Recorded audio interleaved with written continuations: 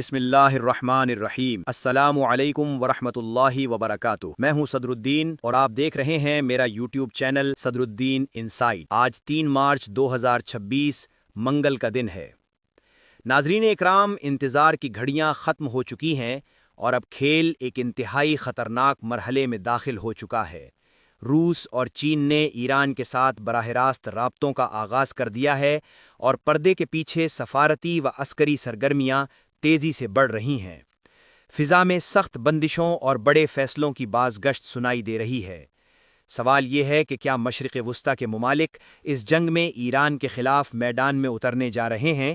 لیکن اس سے پہلے کہ کوئی باضابطہ اعلان سامنے آتا، ایران نے ایسا پتہ پھینک دیا ہے جس نے پورے خطے کو ہلا کر رکھ دیا ہے۔ ایران کا بڑا دعویٰ سامنے آیا ہے کہ ہم عرب ممالک سے ہٹ کر نہیں رہ رہے، تو پھر آخر عرب ممالک کو ایران کے مقابل لا کر کون کھڑا کر رہا ہے؟ یہی وہ بنیادی سوال ہے جو اس وقت ہر حلقے میں گردش کر رہا ہے۔ دوسری جانب نیٹو کے بڑے اتحادی، امریکہ کے قریبی شراکت دار یعنی برطانیہ، اسپین، اٹلی، جرمنی اور فرانس، انہوں نے علیحدگی کا اعلان کر دیا ہے۔ اس صورتحال نے عالمی طاقتوں کے توازن کو ہلا کر رکھ دیا ہے۔ ورلڈ آرڈر تیزی سے بدلتا دکھائی دے رہا ہے، نیٹو کے اپنے وجود پر سوالات اٹھنے لگے ہیں اور ایران تنازعہ پورے منظرنامے کو ایک نئے رخ پر لے جا رہا ہے۔ اسی دوران 8 سے 10 بڑی ڈیولپمنٹس سامنے آئی ہیں۔ ڈونلڈ ٹرمپ نے اس ممکنہ جنگ کے حوالے سے باقاعدہ ایک ٹائم لائن پیش کر دی ہے۔ سب سے اہم سوال یہ ہے کہ کیا امریکی ٹروپس آن گراؤنڈ ایران کی سرزمین پر قدم رکھیں گے؟ کیا براہ راست فوجی مداخلت کا امکان موجود ہے؟ ان تمام پہلوؤں پر ہم تفصیل سے بات کریں گے۔ پچھلے چند گھنٹوں میں کیا کچھ ہوا، دونوں فریقین نے ایک دوسرے کے خلاف کیا اقدامات کیے، یہ سب بھی ہم ڈسکس کریں گے۔ لیکن آگے بڑھنے سے پہلے اگر آپ نے ابھی تک اس ویڈیو کو لائک نہیں کیا تو لائک ضرور کر دیں۔ اب ناظرین اکرام، سب سے پہلے ایران کی IRGC کے کمانڈر کا بیان سامنے آیا ہے۔ انہوں نے واضح الفاظ میں کہا ہے کہ اس وقت ہماری کوشش ہوگی کہ اس خطے سے کوئی تیل باہر نہ جا سکے، حتیٰ کہ تیل کی پائپ لائنز کو بھی نشانہ بنانے کی بات کی گئی ہے۔ اسی تناظر میں دعوے سامنے آئے کہ ایران کی سٹرائکس میں سعودی ایرامکو اور قطر انرجی، یہ 2 بڑی توانائی کمپنیاں ہٹ کی گئی ہیں۔ یہ صورتحال صرف عسکری نہیں بلکہ عالمی معیشت کے لیے بھی ایک بڑا دھچکا ثابت ہو سکتی ہے، کیونکہ جب تیل کی سپلائی لائنز خطرے میں آئیں تو اثرات پوری دنیا تک پہنچتے ہیں۔ اب ناظرین اکرام، سب سے پہلے تازہ ترین اپڈیٹس آپ کے سامنے رکھ دیتا ہوں، کیونکہ پچھلے چند گھنٹوں میں صورتحال نے ایک نیا رخ اختیار کر لیا ہے۔ اسرائیل کی ملٹری کے ترجمان نے دعویٰ کیا ہے کہ مختلف ایرانی شہروں میں متعدد ایرانی انٹیلیجنس آفیسز کو تباہ کر دیا گیا ہے۔ صرف یہی نہیں بلکہ ان کے کمانڈ سینٹرز پر بھی رات گئے مزید سٹرائکس کی گئی ہیں۔ یعنی کارروائیاں صرف علامتی نہیں بلکہ اسٹریٹجک اہداف کو نشانہ بنایا جا رہا ہے۔ اسی دوران یونائٹڈ اسٹیٹس سینٹرل کمانڈ، جسے سینٹ کام بھی کہا جاتا ہے، نے ایک بڑا بیان جاری کیا ہے۔ ان کا کہنا ہے کہ خلیج عمان میں ایران کی 11 کشتیاں تباہ کر دی گئی ہیں، سمندر برد کر دیا گیا ہے، اور آج کی تاریخ میں خلیج عمان میں ایران کے پاس ایک بھی کشتی باقی نہیں رہی۔ یہ ایک غیر معمولی دعویٰ ہے۔ سینٹ کام کے مطابق صرف 2 دن پہلے ایرانی رجیم کے پاس خلیج عمان میں 11 وار شپس موجود تھیں، لیکن آج ان کی تعداد 0 ہے۔ Today they have 0۔ یہ بیان براہ راست اس اعلان کی طرف اشارہ کرتا ہے جو ڈونلڈ ٹرمپ پہلے کر چکے ہیں کہ ہم ایران کی نیوی کو مکمل طور پر ختم کر دیں گے۔ اب لگتا یہی ہے کہ اس حکمت عملی پر مرحلہ وار عمل کیا جا رہا ہے۔ اب آئیے ٹرمپ کی تازہ تقریر کی طرف۔ انہوں نے ایک اور خطاب میں کہا ہے کہ ایران کی جنگ 4 ہفتوں سے زیادہ طویل ہو سکتی ہے۔ یاد رہے پہلے یہی کہا جا رہا تھا کہ یہ ایک لمیٹڈ آپریشن ہوگا، کوئی لمبی جنگ نہیں چلے گی۔ لیکن اب شاید ایران کے رد عمل، عوامی مزاحمت اور رجیم چینج کے پیچیدہ حالات کو دیکھتے ہوئے اندازہ بدل رہا ہے۔ ٹرمپ کا کہنا ہے کہ یہ جنگ 4 ہفتوں تک محدود نہیں بھی رہ سکتی۔ اسی خطاب میں انہوں نے ایک اور اہم بات کہی کہ ابھی بڑی ویو آف سٹرائکس آنی باقی ہے۔ ان کے الفاظ تھے کہ ہم نے ابھی ہارڈ ہٹنگ شروع نہیں کی اور the big one is coming سون۔ یہ بیان خود اس بات کی نشاندہی کرتا ہے کہ مزید شدید کارروائیوں کا امکان موجود ہے۔ مزید یہ کہ ٹرمپ نے کہا we are a little ahead of schedule and I always thought it would be 4 weeks, لیکن اب وہ تسلیم کر رہے ہیں کہ اس میں اس سے زیادہ وقت بھی لگ سکتا ہے۔ اور سب سے بڑی بات، انہوں نے یہ امکان مکمل طور پر مسترد نہیں کیا کہ امریکی ٹروپس آن گراؤنڈ جا سکتے ہیں، یعنی انہوں نے واضح طور پر کہا کہ میں یہ آپشن رول آؤٹ نہیں کر رہا۔ یہ ایک نہایت اہم اور حساس بیان ہے۔ کیا واقعی امریکی فوجی ایران کی سرزمین پر قدم رکھیں گے؟ اس سوال کا دروازہ ابھی کھلا رکھا گیا ہے، اور یہی وہ پہلو ہے جو اس پورے تنازع کو ایک اور بڑے مرحلے میں داخل کر سکتا ہے۔ اب नाज़रीन इकराम एक और अहम और चौंका देने वाली अपडेट भी सुन लीजिए। ईरान की IRGC ने ऐलान किया है कि आबनाए हुर्मुज़ में एक और अमेरिका से मुंसलिक ऑयल टैंकर को निशाना बनाया गया है। इसी के साथ इत्तलात ये भी हैं कि ड्रोन्स ने अबू ज़बी के अंदर एक फ्यूल टैंक टर्मिनल को हिट किया है। अगर ये तमाम दावे दुरुस्त हैं तो वाज़े तौर पर इस वक्त खित्ते में तेल की तनसीबात, ऑयल रूट्स और एनर्जी इंफ्रास्ट्रक्चर बराह रास्त निशाने पर आ चुके हैं, और यही वो अंसर है जो इस तनाज़े को आलमी मईशत तक ले जा सकता है।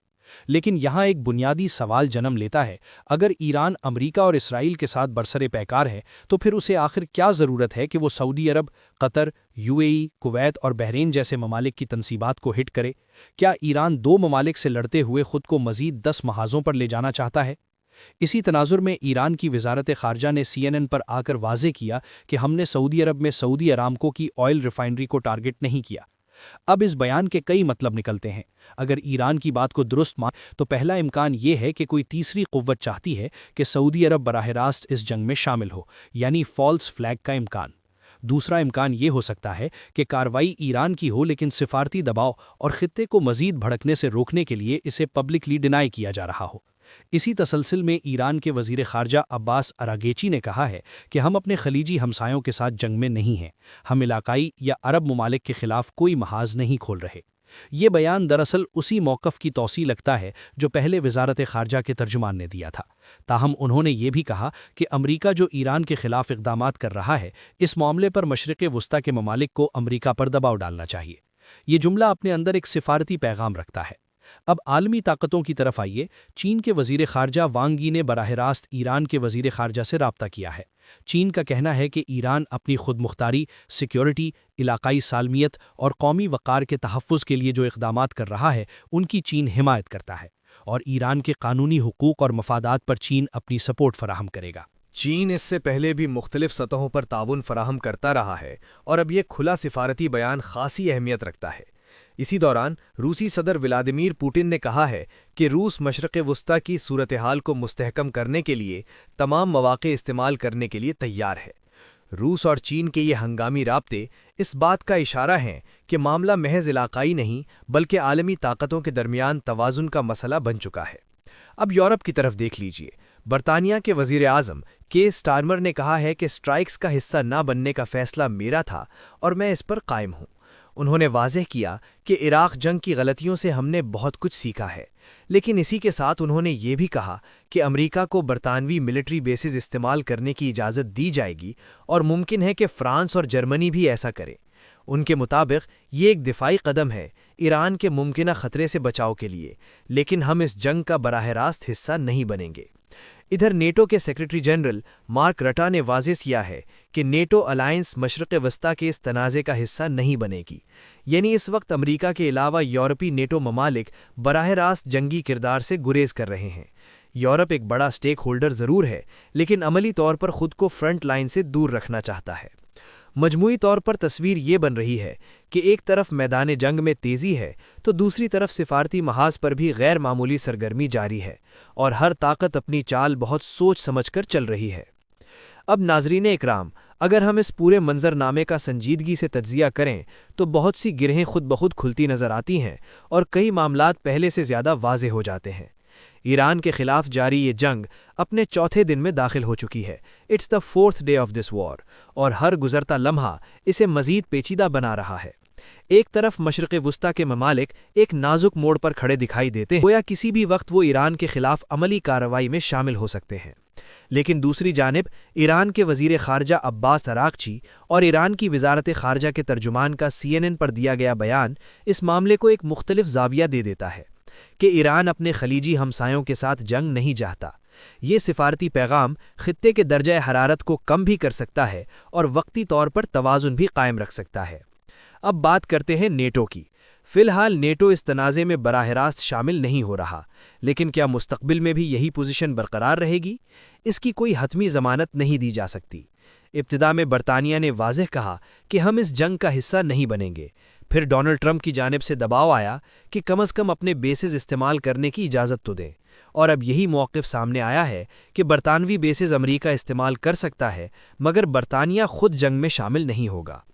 इसी तरह नेटो के सेक्रेटरी जनरल मार्क रटा ने भी ऐलान किया है کہ نیٹو بطور الائنس اس تنازع کا حصہ نہیں بنے گی، لیکن عالمی سیاست میں بیانات اور زمینی حقائق کے درمیان فاصلہ کبھی بھی کم یا زیادہ ہو سکتا ہے۔